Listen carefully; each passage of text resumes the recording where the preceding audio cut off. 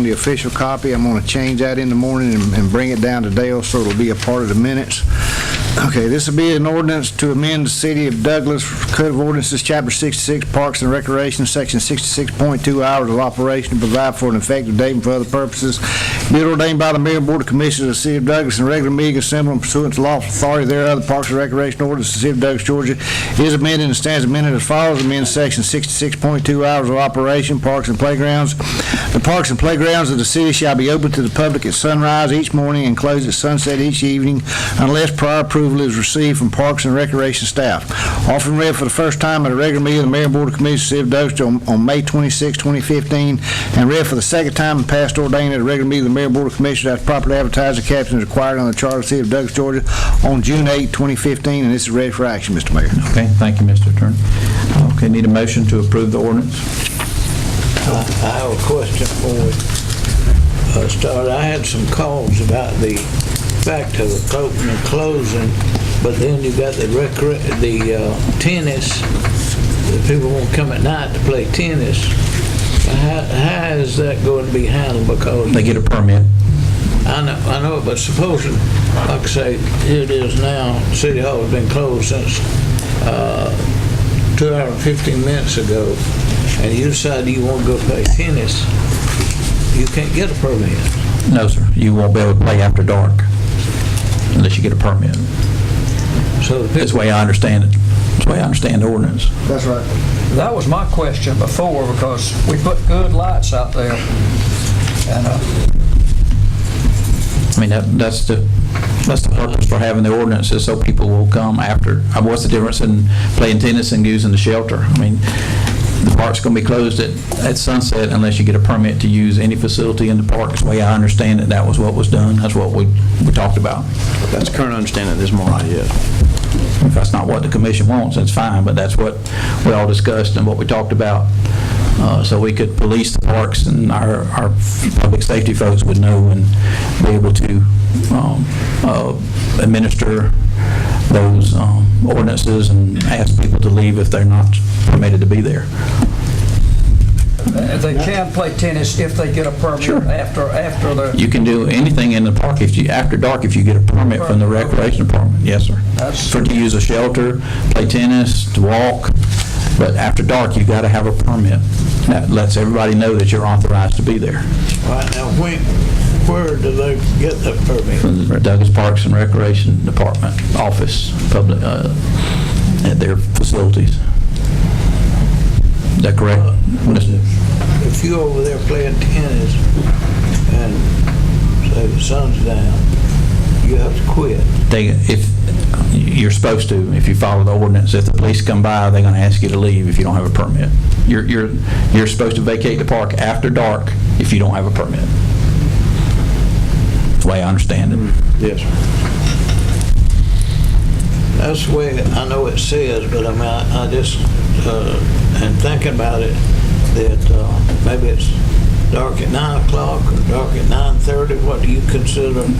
I mean, you can go use official sunset. I mean, sunsets is a scheduled time every day. I mean, the police department can. I mean, I'm sure they're going to be. If it's still daylight, there's daylight. But if it's dark, it's dark. For FAA purposes, they consider it to be officially dark 30 minutes after sunset. That's it. The ordinance says sunrise to sunset. Right, that's correct. So whenever the published sunset time is, that's sunset. So, I mean, it's going to vary from winter to summer, spring to fall. Right.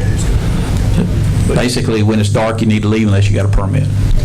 So let's say somebody goes over at 10 o'clock at night, and it's pretty much dark at 10 o'clock at night. They turn the lights on to play tennis. Do they turn them on, or they have a timer. They got a timer, but they do turn them on, right? Yes. And can they turn them off before the timer cuts it off, or does the timer have to cut it off? Yeah, they can cut it off. They can?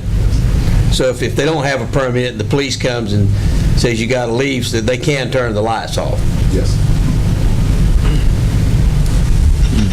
That's the question I've had asked to me by several people. You know, if I'm over there playing, I don't have a permit. or somebody else don't have a permit, and they turn the lights on, can they turn the lights off? Or will they turn the lights off? If you ask me to leave and I don't have a permit, I'm probably going to be aggravated, and I probably ain't going to turn them off. Yeah, the police department can Well, turn them off. police should be able to. Mr. City Attorney has to come in. So I guess, If it becomes a problem with people going to play tennis without the permit and, the police are asking them to leave and that kind of thing, you can come back and you can amend this ordinance to exclude the tennis courts from the operation of this ordinance. If it presents itself as a problem. Yes, sir. I would try it and see how it works. If Yeah. it doesn't work, I don't have a problem in trying it, but I can see where, to begin with, it's probably some people's not going to think about it, or they're not going to know that you sitting around at 9 o'clock at night and somebody says, let's go play tennis, and you don't have a permit, and they don't think about it, and they get over there and the police runs them off, and then we're going to get calls, from people Most that of are you people upset. play tennis after dark. Yeah, most of them do. Well, Lamar, those got a automatic cutoff at it. Yeah. They do. How long does this? 2 hours. 2 hours. 2 hours. I think you said it. 2 hours? They'll automatically turn off for 2 hours. They'll go off after 2 hours? Yeah, you can turn them back on, but like if Commissioner Anderson said, if they leave in 2 hours and nobody turns them off, they're going to go off automatically. Yeah, but they're going to burn for 2 hours. Unless somebody, a And police you or can't twist staff it, goes turn by and it off. turns them off. Yeah, sees them. We will have signage. That's why I say, there's going to be signs in the park that says use of this facility is required permit after dark, so that they'll know when they go to the, You gonna have them in all the park with us? Yes, sir. I don't know a whole lot of people who play tennis, so what about basketball? Are the basketball courts lighted as well, or not? I don't think so. Okay, but now I know people used to play basketball at night. Do they still do that, Willis, or I don't think they're lighted on the ground tree. That's, pretty much the main place they play basketball at? If they want to play, they can play, they just got to get a permit. Okay. That's the main thing. If they want to use the basketball court, just go get a Just permit. get a permit. And if they play in the dark or get think I want to get tennis court. Yeah. If it's dark, Okay. dark, I don't, Yeah, I just wasn't certain if the basketball courts were lit I up. don't think they are in Yeah, any of the yeah. parks, are they, Willis? I don't think so either. I've never seen them. Yeah, maybe street lights like Mr. Swain said. Basketball, I've seen tennis. Basically, that's, you just need to get a permit after dark. Permit after, when it gets And dark. if it gets to be a big issue, Stevie, Willis, let us know.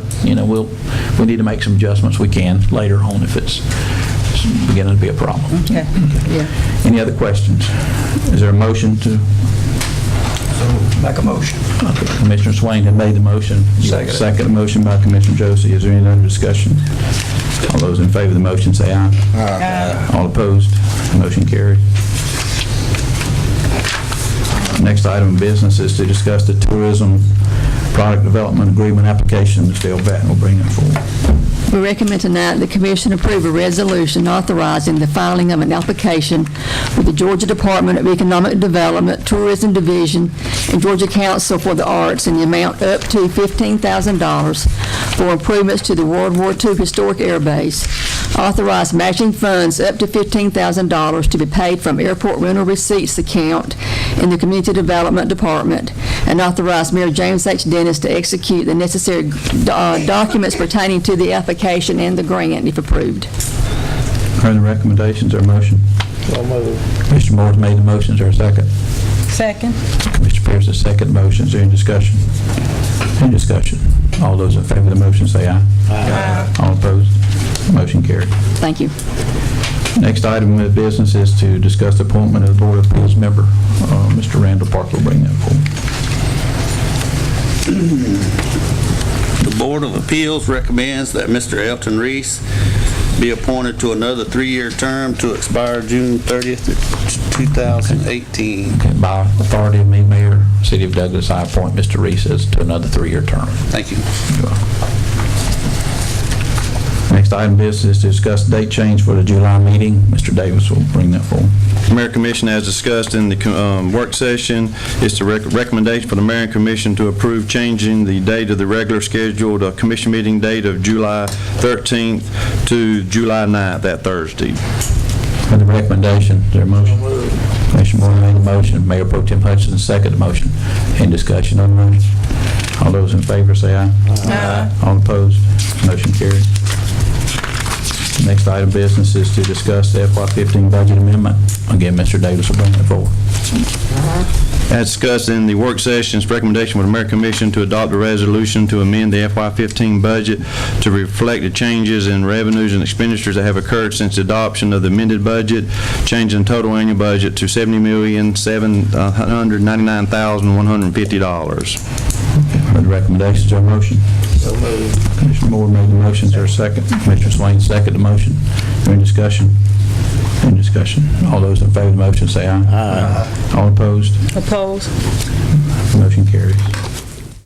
WDTV 13. Programming is sponsored by American Truck Parts Incorporated, a proud sponsor of WDTV 13 programming. Vickers Audio and Glass Tinting, supporting our local programming on WDTV 13. Storage Solutions, etc., locally owned and operated and located at 1010 Bowens Mill Road, Southeast in Douglas. Roscoe Allen Jr. and Gubus Modular Buildings in Osceola, Georgia. We proudly support local programming on WDTV 13. Harper & Company Builders, serving Douglas and Coffee County for 29 years.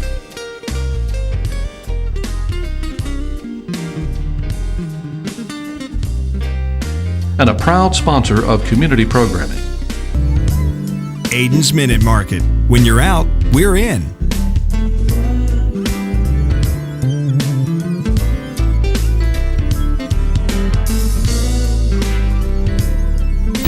Dewey Hayes Jr., attorney at law, selected to the top 100 trial lawyers in the state of Georgia. Fletcher Oil Company, since 1966, has been supporting local activities and a proud sponsor of community programming on WDTV 13. Fletcher Oil Company is a member of the Women's Business Enterprise National Council. McCrary Daniels Insurance Agency. Study the unique ecology of our region and prepare yourself for an exciting career. South Georgia State College now offers a Bachelor of Science degree in Biological Sciences. Select the Nature and Ecology track to prepare yourself for a fulfilling career in a variety of fields. Or take the pre-professional track to lay the groundwork for further studies in medicine, pharmacology, and other health fields. Learn more online at sgsc.edu. South Georgia State College. You matter here. If you want your pizza fixed just right, chances are you'll go to Danny's. If you're celebrating a birthday, Holtz is probably fixing the cake you'll put the candles on. And if your wedding ring needs an adjustment, you'll find yourself at Crawford Jewelers. But if it's you who needs fixing, it should definitely happen here. Coffee Regional Medical Center in Douglas, Georgia. We fix things better here. Okay. That concludes all our work session items at this time. At this time, we'll ask any staff who have comments, please go forward or come forward and let us hear what you have for us. Okay, I have some announcements today. I want to just let everyone know that the Heritage Station Museum have an exhibit up on vintage photography. That's a collection from the old Rogers and Clower studio that used to be in Douglas, and this exhibit is up until the first week in August. And the Coffee County Historical Society have done a great job putting this exhibit together, and would just like to invite everyone to go by and take a look at it. They're open on Thursdays and Fridays from 10 a.m. until 4 p.m. and on Saturdays from 10 until 2.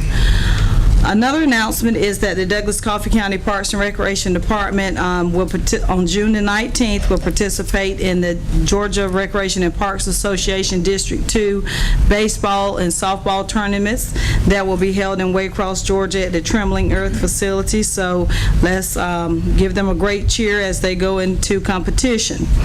Also, the Douglas Visitor Information Center on June the 19th will host a staycations promotion from 10 until 2 p.m.